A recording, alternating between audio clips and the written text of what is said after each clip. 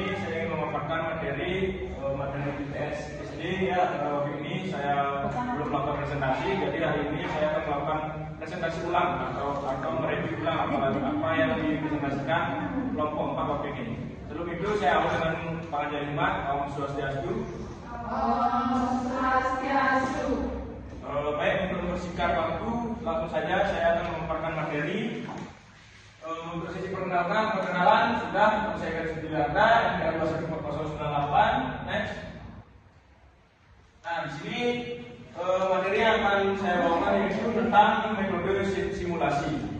Nah, adapun pengertian dari metode simulasi yaitu merupakan salah satu metode yang memperagakan sesuatu dengan bentuk irwan atau mirip dengan keadaan aslinya. Metode ini merupakan salah satu jenis metode pembelajaran yang dapat dilakukan secara berkelompok. Nah, jadi teman-teman, metode ini adalah metode yang memeragakan suatu bentuk irwan. Jadi misalkan nih, di dalam kalian menjadi seorang guru sekolah dasar, kalian itu menerapkan suatu metode irwan ini kepada anak-anak sekolah dasar.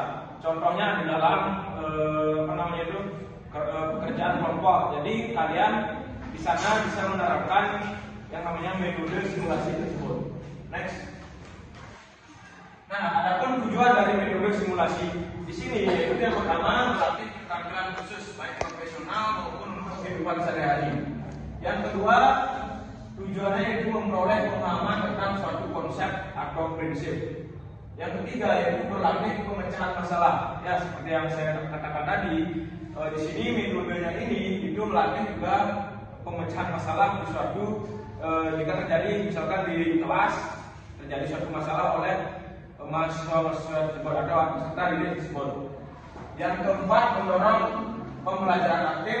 Yang kelima, memberikan motivasi belajar kepada siswa. Tentunya tujuannya di sini memberikan suatu dorongan motivasi kepada anak didik kita.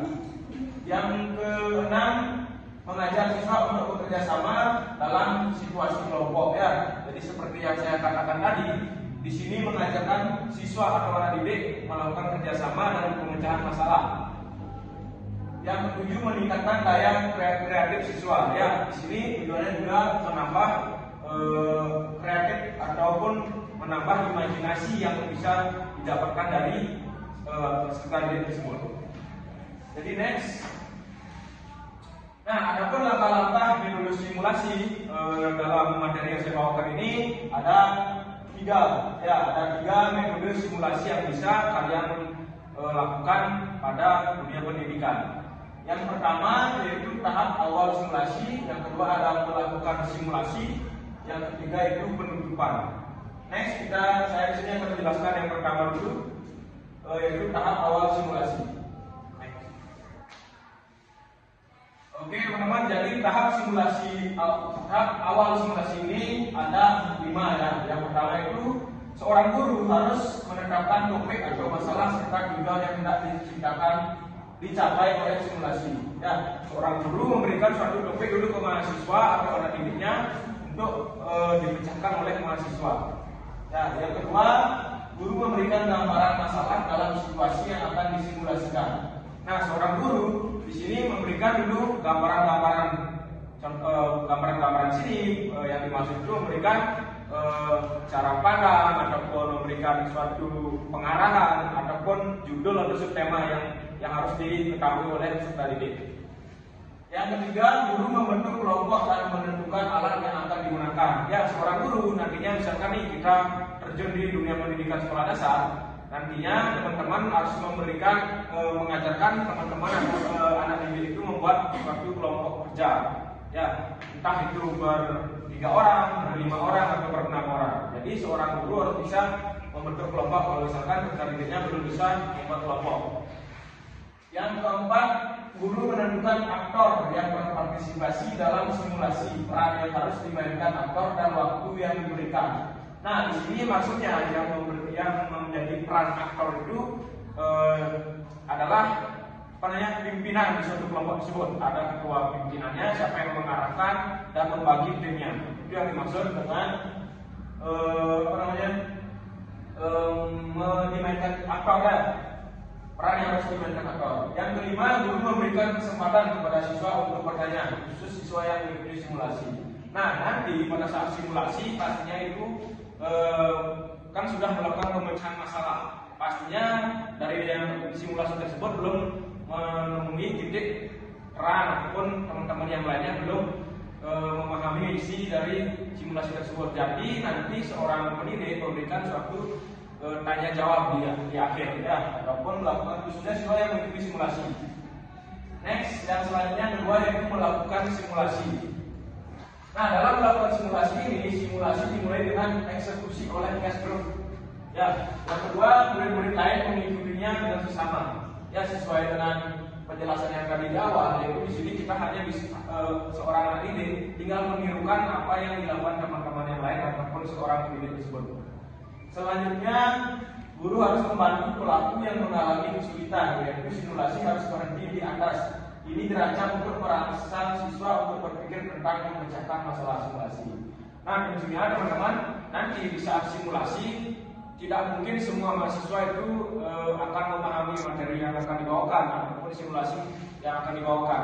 Jadi seorang pendidik itu harus membantu seorang anak didiknya memecahkan pemecahan masalah dalam simulasi tersebut. Oke, next selanjutnya. Nah, ini penutupannya. Dalam penutupan ini, guru dan siswa berdiskusi tentang alur simulasi dan materi simulasi. Setelah kalian melakukan simulasi, kalian harus melakukan sesi diskusi. Ya, sesi diskusi ini ada juga kaitannya dengan sesi tanya jawab yang tadi. Ya, bisa dijadikan satu ataupun bisa menjadi penutup. Yang selanjutnya, umpan balik pada proses pelaksanaan simulasi. Nah, umpan balik di sini maksudnya seorang guru memberikan umpan balik kepada mahasiswanya. Apakah dia benar-benar paham ataupun menanyakan apakah sudah paham anak-anak atau sudah paham adik-adik. Kalau misalkan belum, kita bisa mereview ulang lagi materi atau simulasi yang dibawakan. Dan yang terakhir yaitu guru merumuskan kesimpulan ya. Jadi terakhir itu dalam simulasi seorang pendidik itu harus melakukan kesimpulan di akhir. Nah, dia disebut dengan simulasi penutupan. Next one. Nah, dalam metode simulasi ini pastinya memiliki kelemahan dan kelebihannya. Nah, berikut adalah kelebihan dan saya akan jelaskan dulu kelebihannya. Dalam simulasi, baik, berikut adalah kelebihan dari simulasi tersebut. Kelebihan yang didapatkan yaitu siswa dapat terlibat dalam interaksi sosial dan komunikasi dalam kelompoknya. Dalam simulasi pastinya ada argumen dari mahasiswa ataupun orang pendidik. Nah, di sana mahasiswa atau siswa dapat terlibat dalam interaksi sosial. Yang kedua, keaktifan siswa dalam belajar cukup tinggi sehingga mereka terlibat langsung dalam pembelajaran. Di sini juga siswa diajarkan untuk lebih aktif. Yang ketiga, dapat memperkenalkan siswa pada pemahaman masalah sosial pelaksana pembelajaran berbasis konteks. Yang keempat, dapat membangun hubungan pribadi yang positif ya. Jadi di sini yang dimaksud itu menjalin pertemanan mereka juga semakin erat. Yang kelima, dapat merangsang imajinasi, membina hubungan komunikatif dan bekerjasama dalam kelompok. Ya, membangun imajinasi anak lebih tinggi, membangkitkan semangat belajar siswa. Tentunya anak-anak jika bekerja kelompok pastinya jarang mengantuk. Ya, jadi lebih aktif dan membangkitkan semangat belajar siswa. Mendorong kreativitas siswa. Yang kedelapan, dapat menjadi bekal hidup dalam masyarakat. Ya, tentunya dalam kerja kelompok ataupun simulasi tersebut dapat dikembangkan juga di dalam masyarakat. Nah, itu adalah kelebihannya. Sekarang kelemahannya. Selain kelebihan, simulasi juga memiliki kelemahannya. Yang pertama, memerlukan waktu yang relatif lama dan juga harus harus memberikan suatu dorongan-dorongan dari pendidik.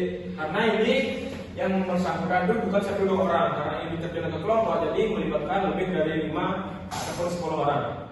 Yang kedua, sangat tergantung pada kegiatan siswa. Yang ketiga, mereka biasanya membutuhkan penggunaan sumber belajar. Yang keempat, banyak siswa yang tidak menyukai sandiwara sehingga sandiwara tidak efektif. Ya, yang dimaksud tersebut dalam kerja kelompok pastinya ada masukan-masukan dari teman-teman yang lain yang tidak terima. Jadinya di sana mahasiswa harus lebih aktif ya, dan juga menerima pendapat-pendapat dari orang lain. Nah, itu untuk kelemahannya. Next. Oke, berikutnya ada sesi tanya jawab. Mungkin teman-teman kalau mungkin ada yang belum paham, mungkin waktu ini sudah bertanya ke kelompok 4 karena di sini saya mereview lagi materi yang akan dibawakan kelompok 4. Jadi kalau ingin bertanya silakan. Tidak. Tidak? Bertanya tidak. Kalau tidak, saya akan melanjutkan ke kesimpulannya. Oke, jadi kesimpulan yang dapat kita ambil dari materi tersebut yaitu metode simulasi dapat meningkatkan motivasi dan perhatian siswa terhadap mata pelajaran dan pembelajaran siswa serta meningkatkan partisipasi siswa secara langsung dan aktif dalam proses pembelajaran, meningkatkan keterampilan belajar kognitif siswa termasuk informasi fakta, konsep, prinsip dan keterampilan untuk menjadikan pembelajaran lebih bermakna. Baik teman-teman dan ibu pembimbing, mungkin itu saja yang bisa saya sampaikan dari materi review hari ini ataupun pengulangan materi yang saya bawakan ini. Kalau ada salah kata, saya mohon maaf. Akhir kata, saya ucapkan terima kasih dan saya akhiri dengan para Santi. Om Santi, Santi, Santi, Santi.